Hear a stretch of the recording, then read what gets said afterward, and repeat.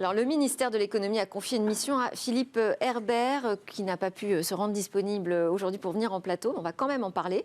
L'objectif est d'accélérer, d'appuyer sur le champignon, j'allais dire, sur le déploiement de cette 5G dans l'industrie. Alors, on y apprend notamment qu'il n'y aura pas de réelle maturité du marché avant 2024-2025. Et puis surtout qu'il y a moins de projets 5G industriels en France qu'ailleurs. On en parle avec trois experts. Thierry Braconnier, président directeur général d'Alice. Alice est une société française qui développe une expertise souveraine donc de solutions 4G, 5G, en fait des solutions de cœur de réseau pour des opérateurs télécoms plutôt à l'étranger. Alors plutôt à l'étranger parce qu'en fait les gros opérateurs français déconsidèrent légèrement les PME. Bon, et ben voilà, ça fait une bonne introduction au sujet. À côté de vous, Jacques Moulin, qui est le directeur général de l'IDA DigiWorld. C'est un think tank européen de l'économie numérique qui a comme autre activité publication et conseil. Et nous avons avec nous en visio Stella Morabito de l'Alliance française des industries du numérique, la FNUM. Bonjour. Alors, la FNUM regroupe les fabricants français, européens, internationaux d'électronique grand public et professionnels et copilote avec la Fédération française des télécoms le groupe de travail 5G de la filière des infrastructures numériques. Bonjour Stella Morabito. Bonjour. Merci d'être avec nous, même si c'est à distance. Quand vous entendez qu'il n'y a pas de réelle maturité du marché avant 2024-2025, moins de projets aussi industriels en France que chez nos voisins, est-ce que cela pose un problème pour vous et si oui, lequel ? Écoutez, la réaction, c'est de vous dire déjà, parce qu'on en avait discuté au préalable, de dire est-ce que la France est en retard ? Non, nous ne sommes pas encore en retard en 5G industriel en tout cas. Ce qu'on peut voir, c'est que, parce que donc, vous avez parlé de la mission de Philippe Herbert, donc on est allé voir bien évidemment, y compris visiter en Allemagne notamment ce que faisaient d'autres pays dans le monde, donc à la fois les États-Unis, la Corée du Sud, le Japon, l'Allemagne notamment. Et on se rend compte d'une chose, c'est que tout le monde en est pour l'instant à une phase expérimentale. Donc je dirais la France n'est pas différente d'autres pays en ce sens. Alors, ce qu'on a constaté effectivement, par exemple, en Allemagne, c'est qu'il y a, on est allé visiter le Fraunhofer Institute et donc le campus 5G qu'ils ont développé à Aix-la-Chapelle. Il y a une meilleure coordination, on va dire, entre le monde académique, le monde de la R&D et le monde industriel. Et peut-être une plus grande sensibilité du monde industriel aux possibles applications et usages de la 5G dans le cadre justement de l'industrie. Alors c'était très intéressant parce que ce qu'on a vu, c'est au Fraunhofer vraiment du prototypage déjà en vue de développer, après de monter en puissance et en économie d'échelle au niveau des réelles applications industrielles. Alors en ce sens, on est peut-être un peu moins mature en France et ça sera justement la suite de la mission de Philippe Herbert et ce qu'on se donne comme objectif, nous, au sein du comité stratégique de filière infrastructure numérique, que de sensibiliser, bien évidemment, à ces usages et de faire en sorte à ce que, alors Philippe Herbert identifie 3 typologies d'industriels, donc ceux qui sont déjà les activistes, il les appelle, donc extrêmement sensibles à l'utilité de la 5G dans leur process industriel.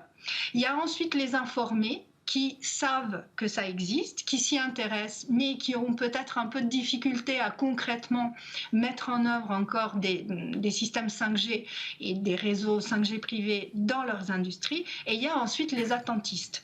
Donc pour tout ce public, il est important, bien évidemment, d'arriver à sensibiliser aux usages qui sont intéressants dans le cadre industriel, sachant que c'est la Morabito, parce que ma question c'était justement, c'était celle-là. Pourquoi c'est important ? Est-ce que ça pose un problème d'avoir aujourd'hui un décalage sur la maturité des usages industriels 5G ? Alors je vous pose la question à vous finalement, puisque vous avez un regard international sur ces déploiements. Est-ce que c'est problématique de voir la France, alors on n'est peut-être pas encore en retard, mais prendre du retard ? Oui, effectivement, c'est problématique et on le voit bien au moment où il a été question de relocaliser des activités stratégiques. La France, on le sait, a connu une désindustrialisation qui s'explique par des choix qui ont été faits aussi, beaucoup vers le service. On n'a plus la présence d'un système productif industriel aussi moderne que celui qui peut exister, par exemple, en Allemagne, pour des raisons qui sont à la fois historiques, qui relèvent peut-être de l'après-guerre aussi, de choix ensuite politiques qui ont pu être faits. Oui, c'est inquiétant, moi je pense, on pense au sein de l'IDAT que c'est inquiétant de prendre du retard parce que l'on sait que la compétition internationale est aussi une question de rapidité. Et on le sait que dans le monde du numérique, dans le monde du digital, la rapidité est un avantage qui, d'une certaine façon, se rattrape difficilement. Et qu'en l'occurrence, on peut constater qu'il y a, si l'on veut être dans l'échiquier mondial et dans la compétition internationale, on a une nécessité de passer à l'industrie 4.0.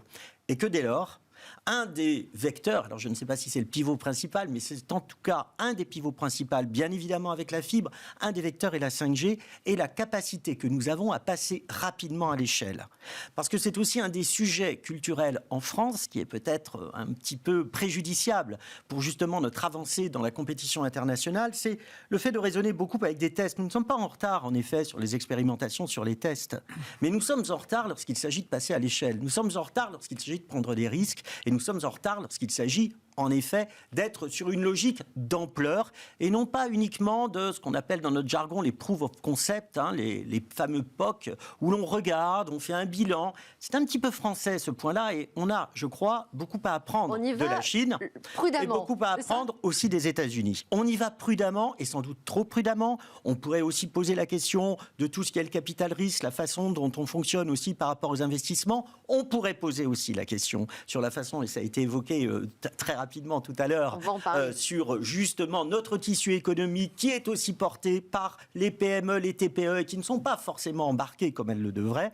On le voit, moi je crois que réellement il y a un aspect culture du risque, il y a un aspect aussi sensibilisation aux atouts de la 5G et sans doute le débat citoyen qui a beaucoup porté sur l'usage pour le consommateur, pour le grand public, a un petit peu là aussi fait riper le côté central et essentiel de la 5G dans la réindustrialisation française et donc dans la place de la France en Europe et la place de l'Europe dans le monde.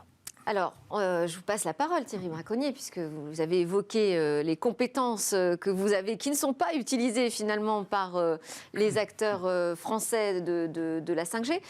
Quelle expertise a-t-on aujourd'hui, au-delà de votre propre entreprise, bien sûr, quelle expertise a-t-on aujourd'hui en France pour travailler sur le développement de nouveaux usages, de nouvelles technos autour de la 5G ? Alors, je crois qu'il y a, en fait, un premier niveau, c'est de dire aujourd'hui, avec le Covid, le conflit en Ukraine, il y a une prise de conscience de toute façon d'avoir une nécessité d'une indépendance technologique et les efforts sur la souveraineté des technologies.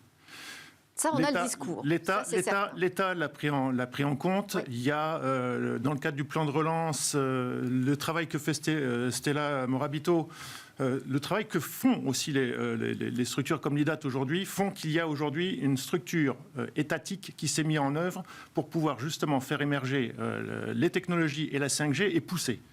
Moi, aujourd'hui, je suis sur deux appels à projets qui sont l'un qui porte sur le CHU de Toulouse, la mise en place derrière Alsatis, et l'autre projet est un projet qui concerne l'industrie, puisque c'est un projet CPI 5G qui concerne en fait la mise en place de la 5G autour de la robotique et de la réalité virtuelle dans l'entreprise.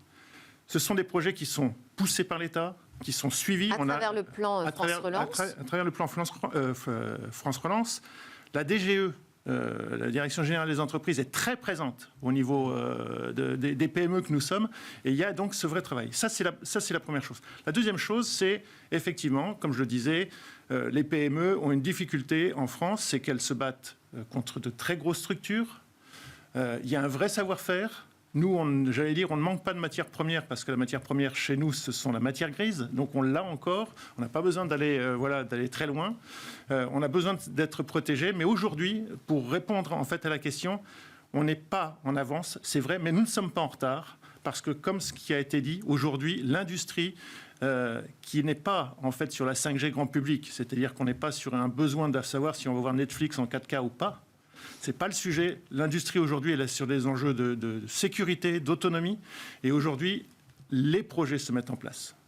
Voilà, c'est plutôt Mais ça. alors, quand vous dites on se bat contre des grosses structures, c'est qui ces grosses structures qui fait que les PME françaises aujourd'hui ne peuvent pas avancer sur ce sujet de la 5G? Alors, très clairement, la PME que nous sommes, qui développe un cœur de réseau 4G et qui a développé un cœur de réseau 4G qui est déjà mis en place chez un certain nombre de clients, on est en train sur la phase finale de notre développement du cœur 5G. En face de moi, les acteurs, ce sont des petits acteurs. Ils s'appellent Huawei, Ericsson, Nokia, Cisco.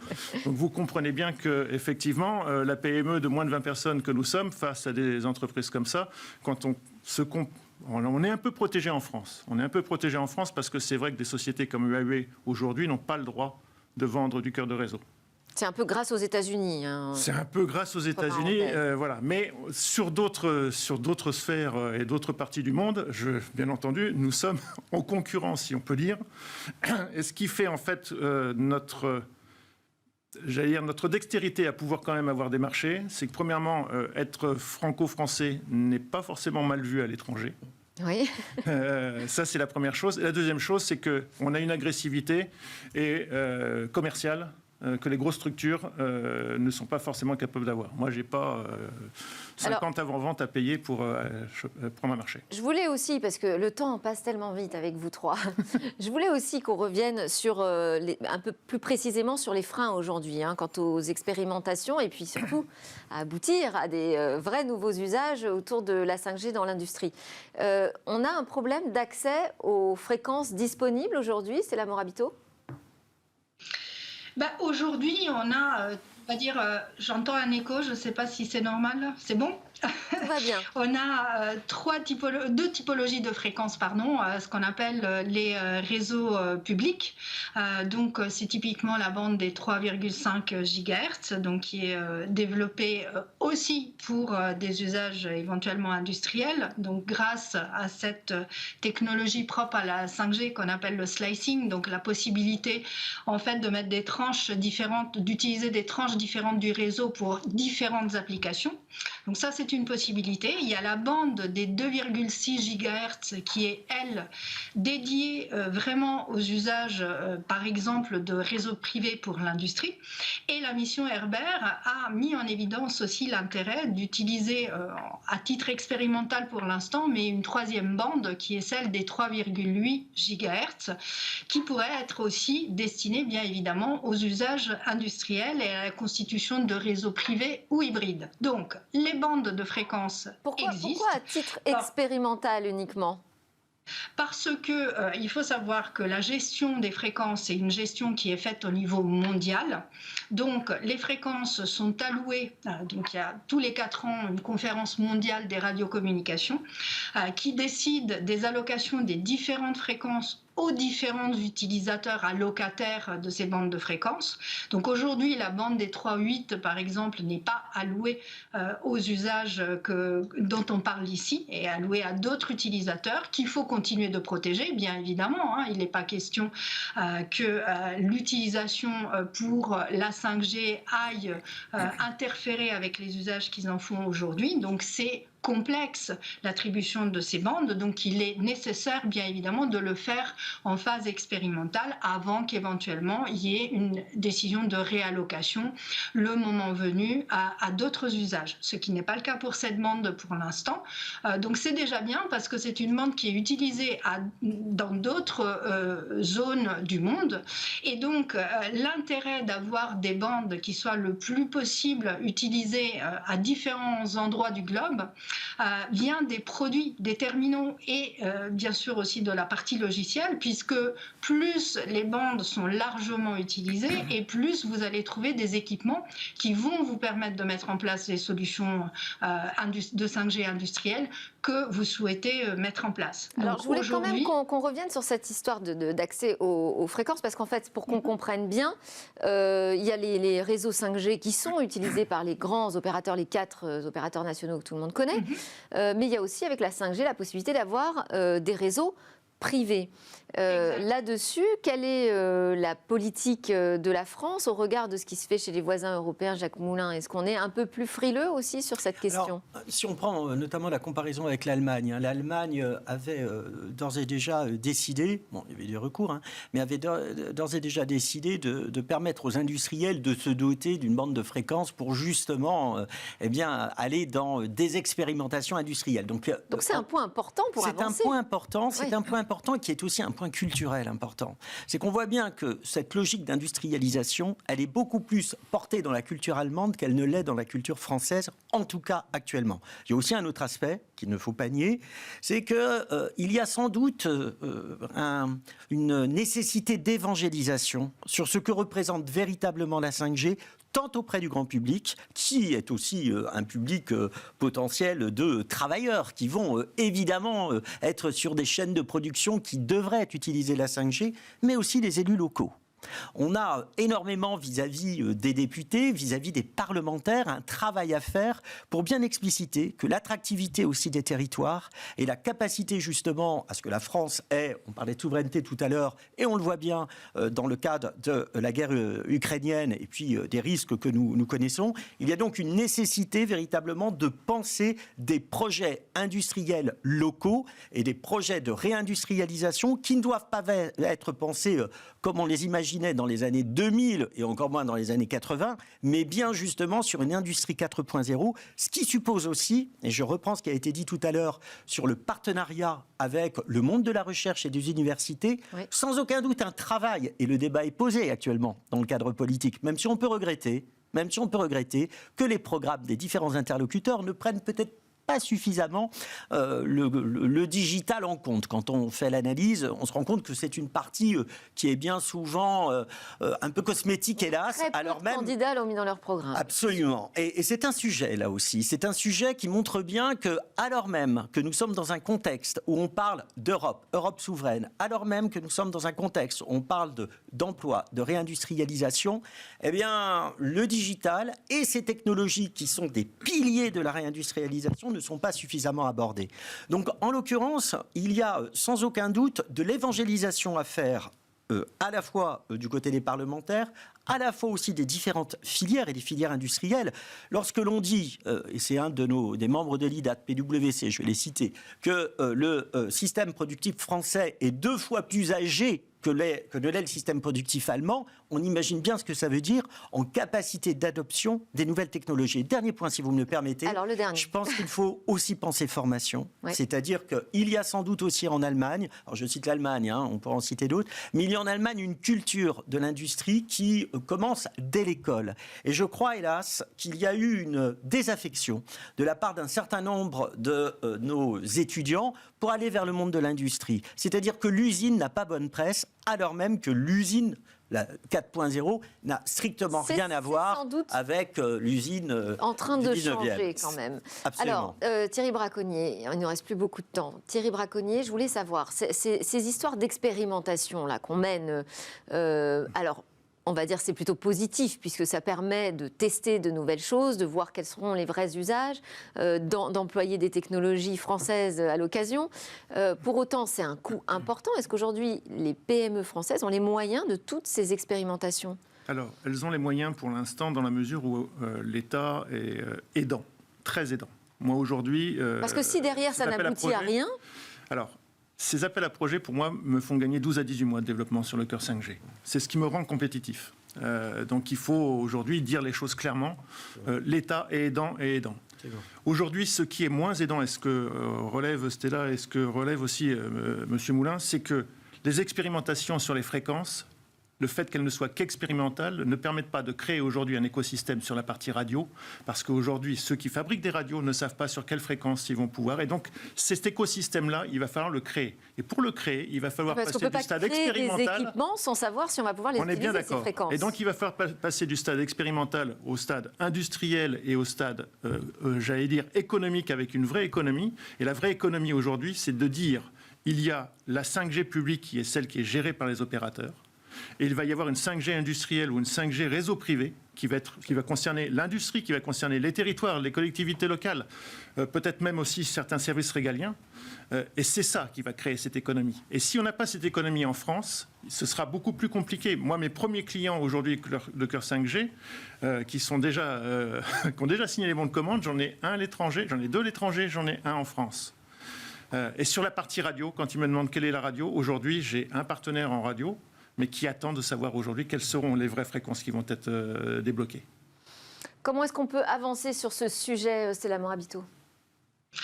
Eh bien, on a identifié, nous, au sein de la filière infrastructure numérique, au moins 3 moyens d'avancer sur lesquels on peut aider au sein de la filière. Donc, certains ont été cités, c'est-à-dire d'abord trouver et stimuler des offres 5G industrielles clés en main, parce que lors de la mission, beaucoup de commentaires ont été faits sur le fait que même ceux qui souhaitent déployer ont encore des doutes, des perplexités. Pourquoi ? Parce que, en fait, la 5G industrielle fait converger 3 compétences. La compétence industrielle que les industriels ont sur leur propre process, mais aussi une compétence télécom qu'ils n'ont pas développée en interne, et surtout aussi une compétence informatique, parce que qui dit 5G industriel dit des usages aussi dans le cloud, de edge computing, etc., qui demandent encore d'autres compétences. J'en arrive aussi à la question soulevée sur les compétences nécessaires. Il faudra vraiment imaginer des formations, qu'elles soient initiales ou continues, qui aillent dans le sens de cette hybridation des 3 compétences télécom, industrie et informatique. Il va falloir me donner les 2 autres points très vite, parce qu'on arrive à la toute fin du débat. Ça, c'était le 2e point. Donc, comment avancer sur les compétences. Et le 3e point, c'est effectivement, et ça a été dit aussi, il faut faire de la pédagogie. Et je pense que l'une des clés données par le rapport de Philippe Herbert, qui est le développement d'un campus Fab Lab, de plusieurs en réalité campus Fab Lab 5G, peut être une clé pour effectivement parler plus, échanger plus sur les usages possibles et les cas d'usage qui sont particulièrement intéressants pour l'industrie. Pédagogie qui sera valable peut-être aussi auprès des pouvoirs publics. Merci beaucoup à tous les 3. Stella Morabito, merci d'avoir été connectée avec nous. Vous êtes la directrice générale de l'AFNUM. Thierry Braconnier, président directeur général d'Alice. Et Jacques Moulin, vous êtes le directeur général de l'IDA DigiWorld. Merci à tous les 3. On part en pause dans Smart Tech. On se retrouve pour un beau portrait.